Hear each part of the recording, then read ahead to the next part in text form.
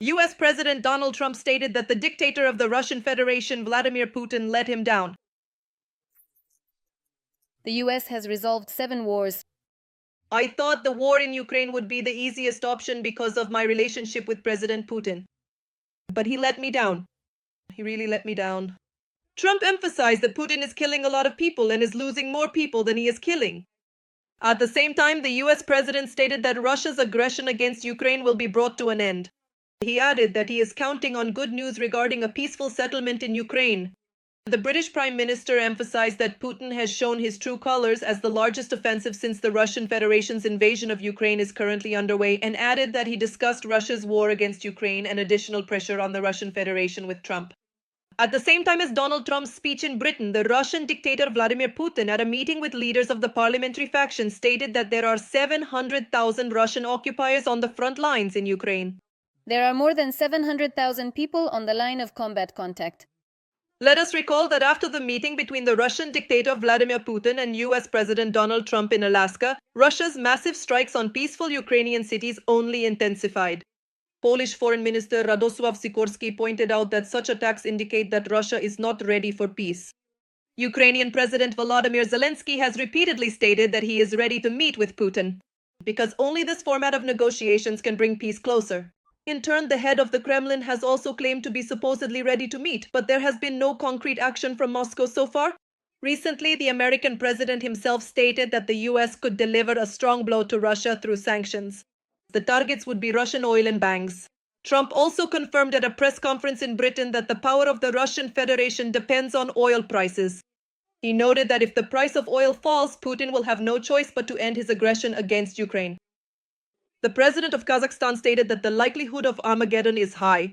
That is exactly how he described the risks of nuclear conflict at the Congress of World Religious Leaders in Astana.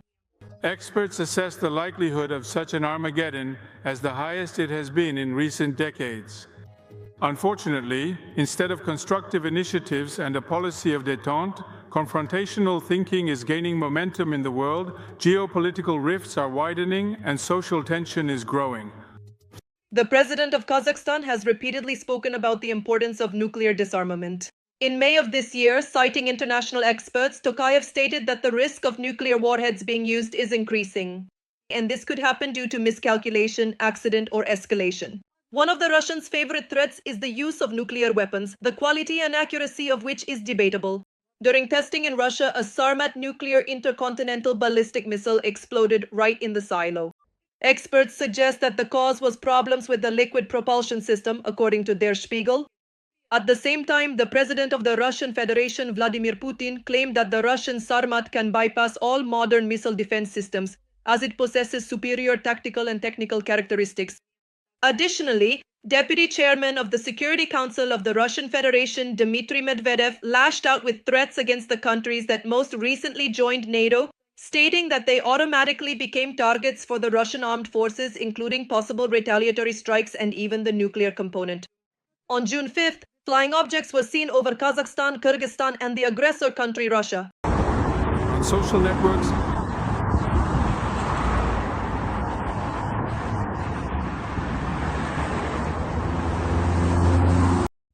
information spread that it was a Russian experimental ballistic missile called Oreshnik.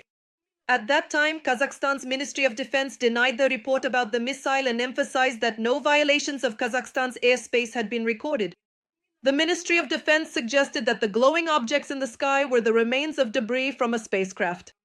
Earlier, Forbes reported that the Russian Federation had launched an Oreshnik ballistic missile toward Kiev, but it fell on Russian territory. Russian propagandist Vladimir Solovyov found himself in a scandal. In his TV segment about the Russian Federation's army, details of the interior revealed the location of the Rubicon base, which belongs to the elite drone unit of the Russian army. The investigation was carried out by journalists from Radio Svoboda, who exposed the propagandist's major blunder. As it turned out, the base is not located in a secret bunker at all, but in the Patriot Exhibition Center near Moscow, the very place where army shows and exhibitions for tourists are held. It was the details from Solovyov's video, not the official videos from the Ministry of Defense or Rubicon itself, that made it possible to pinpoint the exact location. In May 2025, this center was hit by a Ukrainian drone called Lyuty. Journalist Mel Kaneker revealed who the Rubicon unit reports to. an important discovery. Within the Russian army, Rubicon is overseen by the Directorate for Advanced Inter-Service Research and Special Projects. This little-known military structure, which has nevertheless been actively involved in negotiations with Iran, may also be responsible for the Shaheds, and for all relatively effective projects of the Russian Ministry of Defense related to modern technologies. At the same time, the journalist noted that this unit is facing huge losses at the front. They are frequently targeted by strikes that are not publicly reported. In circles close to Rubicon, the unit has already gained a reputation as a mass grave. The YouTube channel Popular Politics emphasizes that the command of the Russian Ministry of Defense is turning the civilian facility Patriot into a legitimate target. And Solovyov can very well expect gratitude from Zelensky for helping the front. Earlier, Solovyov complained about changes in his life after the start of the full-scale invasion of Ukraine by the aggressor country Russia. After all, he dreamed of spending his old age quietly, but instead he has to travel to the front. Drones attacked the Gazprom Neftekhim Salavat plant in Bashkortostan, according to Russian social media channels. Explosions were heard in the city and smoke was visible. Something's not right here. The head of Bashkortostan, Radi Kabirov, confirmed the drone attack on the petrochemical complex. According to him, preliminary reports indicate that an oil processing unit was hit. Kabirov wrote the following on his Telegram channel. 2 fixed-wing drones attacked the facility. There are no casualties or injuries. Both passive and active defenses were activated. The facility's security opened fire to neutralize the threat. We are currently assessing the extent of the damage. We are now extinguishing the fire. All emergency services are on site. Let us recall that during the night of Tuesday, September 16th, drones attacked the Russian cities of Saratov and Engels. Explosions were heard. The General Staff of the Armed Forces of Ukraine confirmed that the Saratov oil refinery in Russia was hit. The agency reported that the attack took place during the night of September 16th. Explosions and a fire were recorded in the area of the facility. The Saratov oil refinery specializes in producing more than 20 types of petroleum products.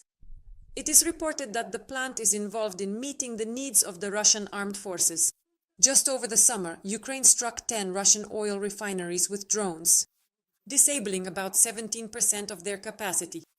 That's more than 1 million barrels of processing per day, according to Reuters. According to the agency, Ukraine has carried out a series of massive drone attacks on oil refineries in the Russian Federation and managed to reduce their capacity by almost a fifth within 30 days. At the same time, many regions of Russia have faced gasoline shortages. King Charles III delivered a speech and made a statement in support of Ukraine. This took place during a banquet procession in St. George's Hall at Windsor Castle, where the President of the United States, Donald Trump, his wife, Melania Trump, and other American officials were present. Today, as tyranny once again threatens Europe, we and our allies are uniting in support of Ukraine to deter aggression and ensure peace. At that moment, the American leader simply nodded. The British monarch recalled Trump's efforts to establish peace throughout the world. The king noted his personal dedication to seeking solutions for some of the world's most difficult conflicts. Interestingly, US President Donald Trump has been criticized for breaking protocol during his state visit to Britain when meeting with King Charles. 2 such incidents were caught on camera by American TV channels that were broadcasting from the castle. In particular, during his visit to Windsor, Trump patted King Charles III on the back. Touching the monarch in the United Kingdom is considered a serious breach of royal etiquette. According to established rules, it is not customary to touch the king unless he initiates it. The only exception is a handshake if the monarch himself offers his hand. In all other cases, it is considered proper to limit oneself to a slight bow or a nod of the head. In addition, during the inspection of the royal guard, Trump walked ahead of King Charles while conversing with one of the royal guardsmen. After such scenes, Newsweek journalists requested a comment at Windsor Castle. A source from the royal family told the publication that, according to protocol, the head of state making the visit always goes first. In the video filmed before the inspection of the honor guard began, it is clear that King Charles invites Trump to walk ahead of him. It also became known that Trump's plane, on its way to the UK, nearly collided with a passenger airliner over New York, according to Bloomberg. According to the agency, the air traffic controller noticed the dangerous approach and instructed the crew to change course to avoid a collision. Putin has dismissed an advisor who spoke out against the war in Ukraine. The Kremlin's decision confirms Moscow's commitment to maximalist military objectives, analysts from the Institute for the Study of War note. This concerns Dmitry Kozak, the former deputy head of the Kremlin administration and one of Vladimir Putin's closest advisors. The official resigned after many years of disagreements with the Russian leader's policy regarding the war against Ukraine. The politician submitted a resignation letter of his own accord. Dmitry Kozak's resignation from the post of deputy head of the Russian presidential administration has been accepted, an informed source told Interfax on Thursday. Friday will be his last working day in his previous position, the source stated. According to analysts, Kozak advocated for peace talks with Kiev, and his dismissal indicates the Kremlin's intention to continue its military campaign. Kozak was the only participant at the Security Council meeting on February 21, 2022, who spoke out against a full-scale invasion of Ukraine. That is why, immediately after the war began, Putin removed Kozak from work related to Ukraine and excluded him from the information agenda. Kozak also oversaw the Kremlin strategy in Ukraine until 2022, after which part of his authority was transferred to Sergei Kirienko. The politician's departure strengthened Sergei Kirienko's position in Putin's administration. He has already taken control of the Kremlin's portfolio on Moldovan affairs and is influencing strategy in Ukraine. The fact that Putin does not want peace is also evidenced by Donald Trump's failed attempts to bring Moscow to the negotiating table. Before departing for the United Kingdom, the US president stated that Ukrainian President Volodymyr Zelensky would have to reach an agreement with Moscow to end the war in Ukraine. Trump did not specify exactly what kind of agreement he was referring to. The American leader also allowed for the possibility that he would be present at potential negotiations between Volodymyr Zelensky and Vladimir Putin.